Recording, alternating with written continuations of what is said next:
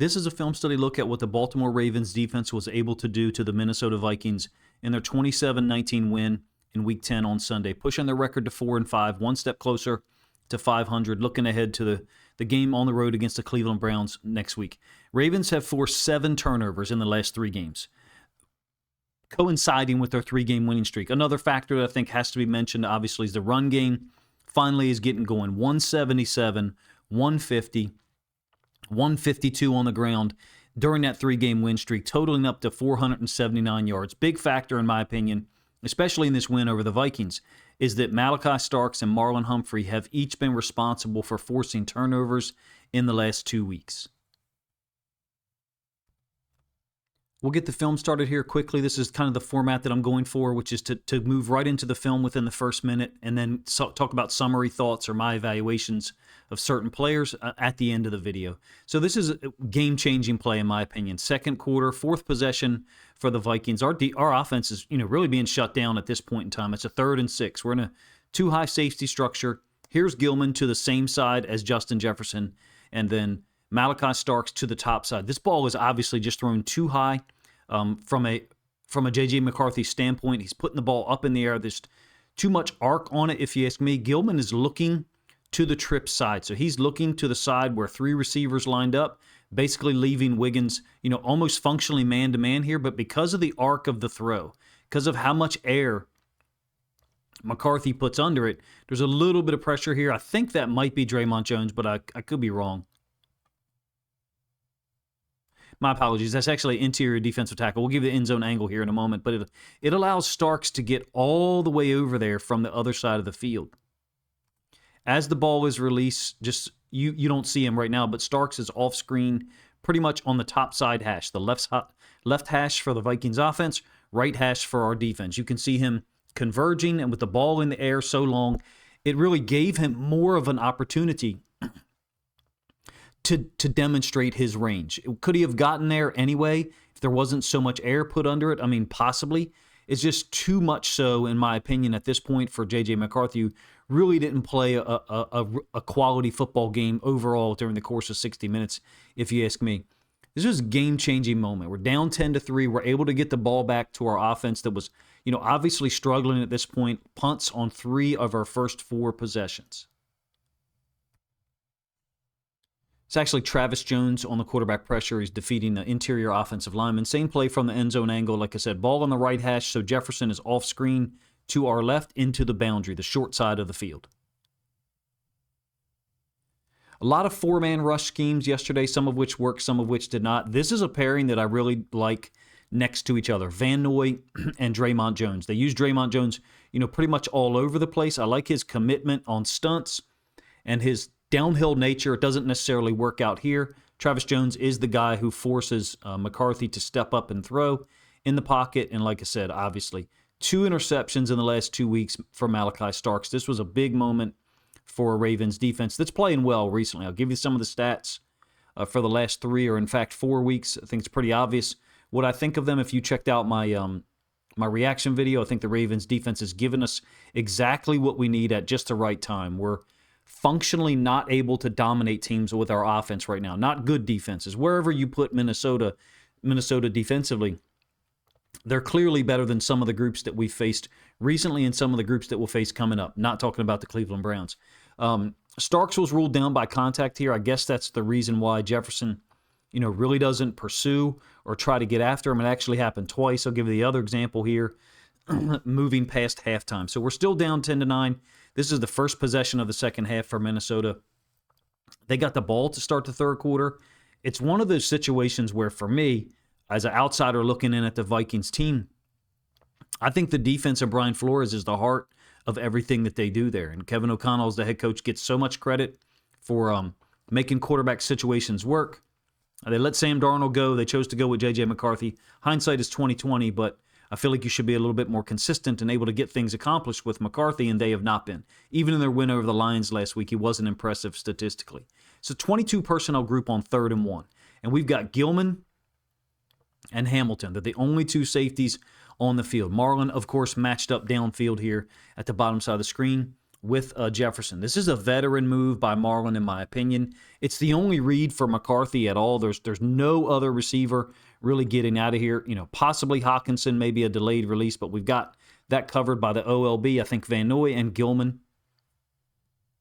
Really brilliant stuff from Marlon.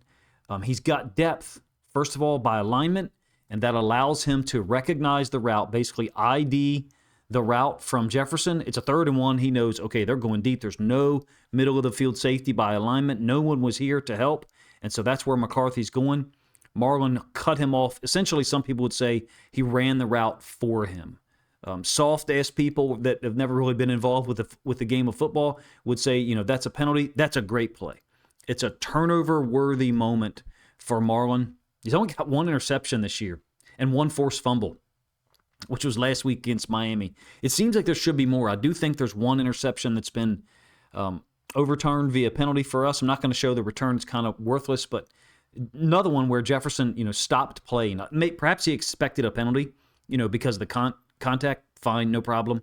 But in any case, it happened 2 times, once in the second quarter, once in the third. I'll give the end zone angle of the same play so you can see the nature of the alignment for the Ravens to match 22 personnel by the Vikings. There's the 2 tight ends. There's no additional linemen on the field, so it's not considered jumbo. Hamilton, Gilman are the 2 safeties. It's a 6-2 look for us with Hamilton rolled up in the box to really create that 10th guy in the box along with Gilman on the other side, who's presumably both of those guys are man-to-man on the tight ends. Everyone uses this nowadays where the running back flows out into the flats and quarterback reverse pivots. There's really no mesh. In this case, it's to threaten or fake that look. The running back doesn't actually flow out into the flats. He's just helping out with the OLB. Both of our outside linebackers dropped out on this play. Green is here, and if you recall from the All-22 angle, I talked about Van Noy dropping out to the other side. This is one where I feel like McCarthy has a pretty good platform to throw from in terms of his balance, his lower body, and everything looks good to me. A couple of other ones you can see he's really trying to get as much into the throw as possible. Our guys continue to compete, Marlon being one of them. We got the 3 turnovers, 2 of which were on defense and 1 on offense, 1 on a special team situation. I'm not sure, I hate to say this and ruin the flow of the positivity so far, I'm not sure that Nate Wiggins makes this type of play right now. I think that Marlon and Starks in the last 2 weeks has made, contested interceptions. Perhaps Awuzie doesn't make the pick, but he puts himself in better coverage, leverage situations. Minnesota clearly left chances out on the field to score. They could have very easily just run the ball on 3rd and 1 here, possibly got the first down, and then run it again on 4th and 1 if they did not. I hate to belabor the point, but the more I watch the film, especially the All-22 and the end zone angle, I'm just less and less enthusiastic about the way Wiggins is playing. We've moved forward a couple of possessions here. Ravens have put us, a couple of possessions occurred for the Ravens in between, but none for the Vikings because we, of course, got a field goal to go up 12-10, kicked off, and then Jackson forces the fumble that we're able to turn into a touchdown off a short field. So the next time they get the ball, it's 19-10. They're down by 9s, kind of crazy. But in any case, we go quarter half here on a 2nd and 15. Gilman is going to be the safety who I think makes a really nice play on Jefferson. Everybody's talking about Jefferson's 4 catches on 12 targets, not playing to his standard. That's obvious. I think that we deserve credit. Multiple guys. Starks, Marlon. In this case, Gilman, this route is actually not drawn up to the depth that it should be. It more so occurs, at the goal line. It's a quarter half or cover 6. The flat corner is to the top side, Awuzie. And then these are your 2 1/4 or quarter defenders to the bottom side of our screen. I think this is a really nice play by Gilman. Could Jefferson catch it? Yeah, he could catch it like instantly here. This is 120 miles an hour from McCarthy. I still think Gilman is there. That's the reason why McCarthy tries to put so much on this, is because he recognizes that you've got one safety here, half-field safety Gilman, and then the other safety who's in the middle of the field technically, but this is cover 6, so he's a quarter of the field responsible. He's got to fit the throw between those guys. I think it's possible that Jefferson could catch that football, sure. But given what McCarthy had to put on it, I think Gilman's reaction deserves more credit than Jefferson deserves blame. Also want to talk about just how smart Awuzie is as an NFL level corner. So this is the quarter side for those two. One half field safety. So essentially we're playing cover 2 technique. And watch what he does when the running back veers to the inside. So the running back here is Jones veering underneath. There's no work for him now. He just gets depth. I feel like there's a lot of little things that Awuzie does really well, whether it's man, zone, or match stuff. And conversely, to make the comparison, you know this is coming. Those are some of the things that Wiggins is not doing well, at least in my opinion, at this time. Same play from the end zone angle. With the ball in the left hash, oftentimes we put the cover 2 side into the boundary where Awuzie and Gilman are, and then the quarter half side to the field, the wider side of the field where you expect to have more receivers and the passing strength would be declared. Hamilton's up on the line here, so it creates this kind of like 5-2-3-4 look. That's the benefit of having him up near the line of scrimmage. We can look like a nickel defense, 4-2-5 structure. We can look like a 3-4. A 4-3 if we want to by moving him around. That's why I'm going to continue to call him a nickel Sam. A lot of 4-man rush schemes by the Ravens. Not that this one is successful at all. I think the left tackle gets Van Noy to the ground. They chip Green, who's unable to get anything accomplished.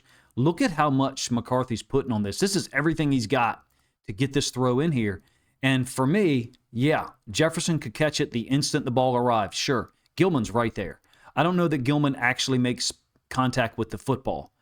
So if he's given one of our 13 or 14 PDs on the day, I don't know. If I was running the defense and a guy makes a play like this on their best receiver on a ball right at the goal line, I'm giving him credit for a pass defense if he's making contact with the receiver and encouraging him or influencing him not to make the play. I think it's a really nice read by Gilman. Now, could McCarthy have perhaps started the process of getting the ball to him a little bit sooner? Yes. Very next snap after that incompletion, 3rd and 15, and I think it's going to give another opportunity to talk about Awuzie and Gilman at the top side. Awuzie is he's calm. I think he funnels Jefferson into the safety here. So this is the top side of the screen. It's essentially 2-man is what we've got. Roquan's playing will linebacker. Hamilton is on the tight end to the field. Were the tight end to motion over here to the boundary, it makes me wonder what type of look we would give. Would Hamilton move over with him? Would Roquan shift over, put his feet here a little bit more to the field to not give things away? Just interested in stuff like that and how we're playing these somewhat anomalous coverages that we don't see a heck of a lot at all unless it's 3rd and long. In this case, 3rd and 15. So Awuzie is taking outside leverage on Jefferson. Jefferson's had multiple routes, yesterday where he, kind of veers to the inside and then brings his route back out. But what I really like here is Awuzie staying on the outside, non-committal at all to Jefferson's steps about possibly going to the inside. Why? Because that's where his help is. And again, this is the difference I'm going to talk about in one particular play that I'll show later on for Wiggins. I've got 10 plays queued up here, but he's playing Jefferson into Gilman, the safety. Gilman makes just enough contact here with Jefferson such that when J.J. McCarthy finally gets rid of the football, it's slightly overthrown. There's contact between those guys, I guess. I don't think that's anything that warrants a pass interference penalty. Could the ball have been put in a little bit better location? Perhaps. I just like what we're doing, creating more margin for error for Jefferson and McCarthy by the way that Awuzie from outside leverage and then Gilman gets just enough of a piece of him to slow him up. It's possible that McCarthy put this in the right spot, but the combination of Gilman making contact down the field and Awuzie making contact held Jefferson up just enough to force an incompletion on a 3rd and 15. I like anything that's a redirect or a reroute. Those two guys into the boundary together. Well, to our right side generally. Awuzie and Gilman, I think that's a good combination to have. Awuzie doesn't overcommit. He doesn't seem to overcommit to routes or get fooled a ton. It's the same play from the end zone angle, by the way. I would say this is our dime look. The difference here is that Hamilton's really the Mike set to the field, and Roquan is the will. We know that Roquan is actually the Mike linebacker, specifically in our nickel defense, but structurally, this is a dime look because Buchanan and Simpson are both off the field. It's the same play, by the way, the incompletion to Jefferson against what I would consider to be two-man. You can see Roquan leaving the box immediately with Jones. Number one. Number two, Marlon, receiver trying to take him up the field a little bit and then possibly bring that route back underneath into the boundary. Jones getting a late win to possibly get some pressure on McCarthy. I feel like McCarthy's body is kind of whipping to the side here on this throw. I don't know. I don't suspect that he overthrew it. In my opinion, the combination of what these two guys did, redirecting, touching, making contact with Jefferson, is what caused him to be perhaps a yard behind that ball. So McCarthy basically threw it where Jefferson, quote, should be, but the way that our guys played it physically helped us hold them to a field goal and maintain that 19-13 lead. It really reminds me of the way Amik Robertson, played against Jefferson in Week 18 last year. Sam Darnold was the quarterback and got a lot of criticism, rightfully so, for taking so many sacks. And basically his offensive line got destroyed in that one, and they lost 31-9. But from a physicality standpoint and differential looks, Amik did a great job that week. The way Awuzie played some of this, using his leverage, his help defender, in this case Gilman, reminded me of many of the coverage snaps that Amik put on film last year in Week 18. We've moved forward. The Ravens have obviously taken a 27-13 lead at this point. This 3rd and 9 call on Awuzie, it's a pass interference up the field. There's definitely contact between the two of them. I would say this is cover 3 buzz, but we're also dropping out the outside linebacker. It's going to be Van Noy from the bottom side of the screen. Starks is going to buzz down, and he'll take over a hook to curl drop. And what functionally, if you ask me, ends up looking like a cover 3 on a 3rd and 9 with 4 underneath droppers. Again, the OLB from the boundary side is dropping out. It's Van Noy. And then you've got 3 deep defenders. Here, up at the top side, Wiggins on a zone turn. I think that's Gilman moving to center field. The only problem here is that we've got a man turn by Awuzie, and typically on a zone cover 3, you're going to open to the middle of the field. They called this a DPI. I'm not sure that I really love the call, to be honest with you. Those guys are competing, and there's really not a ton of contact until right around now, and both of them appear to be getting hands on each other. I guess they called the earlier contact on Awuzie coming up here and chose to ignore the late contact that Jefferson initiated right before the ball arrived. I still like the coverage by Awuzie. Jefferson, opportunity to catch the football. The margin for error in the NFL is obviously very small, right? There exists a universe or an outcome where he catches this football just because he's that great. I think the Ravens' cumulative commitment to playing with really good leverage and making some contact with him, even sometimes down the field, kind of frustrated him. So much so that, even when he got the call, he stood up and did this. And this really reminds me of Marlon's complaint to the refs down in Miami last week after Rasul Douglas, made some contact down the field. I would say it was along the same lines as what we just observed with Awuzie versus him. Not much in terms of contact. And Bateman got a penalty and got fined for it, I believe. Nothing was called here on Jefferson. In fact, yesterday, from what I recall, most of the penalties on the Vikings were these obvious false starts that really the refs cannot ignore. Last play that we'll show here is actually on that same possession, continuation of the 10th drive for the Vikings. It's a 4th and 3 from down in the red zone. And we're going to focus on Wiggins as well as a couple of other guys. And I want to compare it to the leverage that I think Awuzie generally played with yesterday. Also think back to the veteran move that Marlon made on that interception on the post to Justin Jefferson in the 3rd quarter. I think you got a Tampa 2 here in the red zone. So Roquan's dropping out from the line of scrimmage. Again, it's 4th and 3, so we're trying to threaten with as many possible blitzers as possible. Hamilton, interestingly, is lined up to the boundary along with Simpson. So Simpson is functionally the will linebacker here. Roquan would be the Mike. I have no idea what you would call Hamilton in this alignment. Edge defender, Nickel Sam lined up into the boundary. I'm not sure because, really Marlon is at nickel in this spot. We've dropped all of those guys out. Let me move this out of the way for a minute. Keep in mind, this is Wiggins up here, and I'll get to kind of my evaluation of his play. You got your 2 underneath droppers here. The only problem with calling this a red zone Tampa 2 is we only have 1 dropper to the top side. Hook, middle of the field defender. We got a flat defender, hook defender, and then Simpson almost seems to be, this is so ironic that we use this against Minnesota, this is a three-man rush. And the guy who uses this a ton is Brian Flores, basically a Tampa 2 with only 3 guys rushing. I wonder if Simpson is, possibly supposed to drop out in the middle of the field. Oftentimes with the mic dropping, at such depth, if we weren't in the red zone, the vulnerable area is like underneath of his drop and in between the 2 hook defenders. In this case, the 2 hook defenders are Hamilton and Marlon to the field. Simpson is the 8th dropper. So I think you've got a Tampa 2 here with an additional dropper underneath. In any case, what I don't like about this really at all from Wiggins is all of his help is in here. It is a 2-man route concept to the top side, all right? Jefferson is pushing his route to the sideline at the goal line.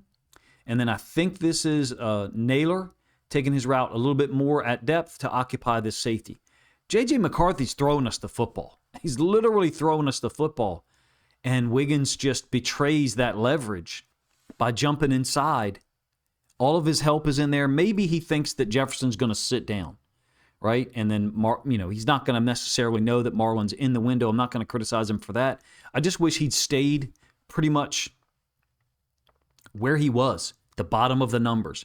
Watch his feet and his body end up moving towards Jefferson enough that there's a real opportunity for Jefferson to make this catch. In fact, Wiggins makes some contact as they cross each other's body. I'm sure that there's Vikings fans who would clamor for this to be called a penalty. I don't necessarily think it should, but obviously I'm a Ravens fan. What bothers me really the most is that I see Wiggins playing with a lack of discipline compared to the other guys. If you had to ask me right now who's playing the better corner for our team, he'd be my number 3 guy in terms of the quality of his play the last 2 weeks. And that's just what I think I see. I don't track every single coverage. I don't have the time to do that. But the plays that I do show you, I'm trying to talk to you through my evaluation, how I understand it and interpret it. I'm sure that other people will give you a different perspective. To me, Wiggins is playing looser with less discipline, and his eyes and feet are often not working with the same quality, the same consistency as guys like Awuzie and Marlon Humphrey. Like I said in the beginning, I'm trying to make my lead-in as short as possible and give you some summary thoughts at the end. It's good to get a 3rd win in a row, move to 4-5, right? Don't get me wrong. McCarthy was extremely inefficient, however. 20 of 42. Our coverage, the choices that Zach Orr made, and how the quality of play that some of our guys exhibited that I talked about here, we deserve credit. I do not think that McCarthy's understanding of the routes his guys are running matched up against our coverages being played on a particular snap. I don't think his understanding is to the level of other quarterbacks in their 1st or 2nd year. Certainly not experienced guys. And Zach Orr understood that. And so we were basically moving the coverage pieces around. Basically, Hamilton sometimes was playing the nickel in what's become our base 4-2-5. Sometimes he was the dime linebacker set to the boundary.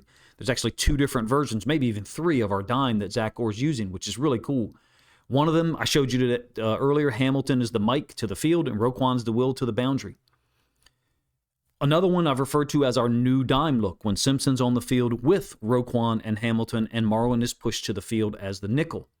I think Zach Orr intentionally tried to show as many different looks as possible to McCarthy, such that when he threw the football, he was trying to process things a little bit longer. Think of that PD. Well, I said that it probably should be counted as a PD. Gilman on Jefferson in the end zone on the 2nd and 15. I think McCarthy's getting rid of the ball slightly later there, maybe an 1/8 of a second later, a 1/10 of a second late. Against a more experienced quarterback who processes things quicker, yeah, we could be in trouble. We're not going to face that guy next week, though. And Gabriel, he's terrible, not just by the stats, but on film. You're talking about 0 arm strength or ability to try to fit throws in like McCarthy was trying to do against that quarter half or cover 6 where Gilman converged on Jefferson and was able to put up some level of resistance. So, that's not going to change soon. I really like the way our guys are playing on the back end since Hamilton has moved up. I don't know how or if the teaching has changed, but first of all, Starks is showing a lot of range. the ball skills to elevate and go get the football twice in the last 2 weeks or the last 2 games, once against Miami, once again here against Minnesota. Marlon, I think, had superb identification to cut off Jefferson's path, I guess, for that interception in the third quarter. Just a really great pair of plays. And if you combine what those two guys did against the Dolphins, last Thursday night, Marlon poking the football out somehow that ends up getting recovered, I think, by him. And then the leaping interception late in the fourth quarter. The game's already over by Starks, but he's put some really excellent film out. This is not a Malachi Starks video. I wanted to talk about the quality of coverage that we're getting from multiple guys and also solidify my point that I'm extremely disappointed with some of the things we're seeing from Nate Wiggins. It's hard to imagine McCarthy playing worse than he did, and everyone will be critical of him for that. Fine. I think we deserve some credit for showing different looks, for being sound in a lot of those different looks, and making the McCarthy and Jefferson duo really inefficient when he tried to hook up with him. I'm more concerned about Wiggins' play after watching the film. Less disciplined to me than I've observed prior to the Dolphins game. There seems to me to be a dip after that Bears game. I don't know that that's true. I could be wrong. But his zone reactions are not predictable. And I wonder, how that impacts Orr's ability to call coverages at times. To me, I said this in the reaction video last night, 6 or 8 plays each half, I'm taking him off the field until he gets the point and he's more consistent with his reactions and not betraying his leverage like I think he did on that Tampa 2 in the red zone later on. I basically think McCarthy's throwing us the football there, and all he's got to do is hold his position, and he's possibly got an opportunity for an interception. That's my perspective. I'd welcome yours. It may be different. That's no problem. But from watching the film and based upon what I presented here, I'm not happy with the output that we're getting from him in the last 2 games. Moving it to a positive direction globally, man, this is the 4th game in a row where Orr's defense has allowed less than 20 first downs in a game. Looks very similar to last season, right? Later in the year, I think week 11 onward, we're playing quality defense. That change has started sooner in 2025. We've now given up 58 points in the last 4 games, including the game against the Rams, who only generated 245 yards of offense against us, by the way. This is a winnable situation right now. Some would say, it's not sustainable because of the quality of offenses we're going against. Fine. Jefferson was supposed to give us a real problem, right? He was 4 of 12. So the differential coverages, different looks that Orr was giving, I'd like to examine that in a little bit more detail, all the different places that Kyle Hamilton was lined up. This, to me, looks like just who the Ravens are on defense right now, with Gilman at safety and Kyle Hamilton at nickel, Sam, occasional dime, occasional Mike. This just looks like who we are. It'll be interesting to me to see how far statistically this extends. Later in the year, we, of course, finished the season with 3 difficult games. The Patriots are playing really well right now, leading their division. Packers in charge, or ahead, first place in the NFC North, which is a very demanding division. The Bears have 6 wins. The Lions have 6 wins. The Packers only have 2 losses. Of course, they got that 1 tie. So we've got Patriots at home, Packers on the road, and then I believe the Steelers on the road in Week 18. Perhaps that Pittsburgh game, is actually in Baltimore. But you get the point. There's an opportunity for this defense to string together a longer stretch of games where we're holding teams down. If you keep teams below 20 first downs in a game, even with our O-line deficiencies on the other side, we've got enough talent to really put teams in and make it an uphill battle for opposing teams, starting next week with the Cleveland Browns on the road. I'm impressed with what Orr and those guys have done on the defensive side. I would really like to examine what Kyle Hamilton has done in this game, or moving him around a whole lot. I suspect that some of that was to try to give McCarthy different looks because he's so inexperienced. The next time we see J.J. McCarthy will probably be far quicker in processing things from pre-snap to post-snap. Maybe he'll be more efficient. 20 of 42 is a really, really low percentage passing output. Hopefully I got that stat right. I quoted it multiple times in the reaction video last night and in this film study. Look, you guys let me know what you think of the video. I picked 10 plays here to try to illustrate the quality of what went down in Minnesota. We're able to get a 27-19 win where we're +3 turnover margin and twice the defense stops them on fourth down. I really feel like we had a chance to win this game by a bigger margin, but their defense gave us extreme trouble early on. Again, three and outs on our opening 4 possessions. That makes the game kind of difficult to judge over a 60-minute standpoint because their defense was exceptional, through a quarter and a half. If you guys enjoyed the video, please let me know in the comment section. Number 1. Increasingly, pretty much everything I produce is becoming a 25, 30-minute video. I recognize some people don't like it. If you've hung around this long, that's probably not you. So if you think other Ravens fans would also enjoy my thoughts on the quality of our defense in the Week 10 win against the Vikings, then please consider grabbing a link to this video, sharing it out on social media so other Ravens fans can enjoy it as well.